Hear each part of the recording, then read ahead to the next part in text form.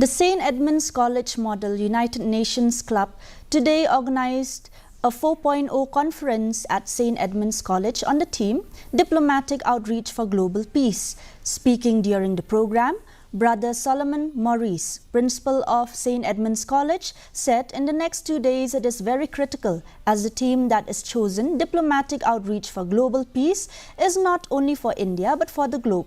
And through this conference, the attendees will learn basic skills. Interacting with the member of the club, Subhashkar Sharma, a student of St. Edmund's College, said students from different parts of the state and other northeastern states were part of this conference.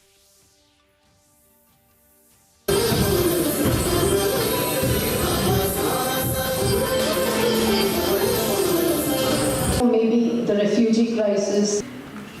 Well, SEC1 actually stands for St. Edmund's College Model United Nations Club. It was established way back in 2014, and today we celebrate a decade of our club's establishment.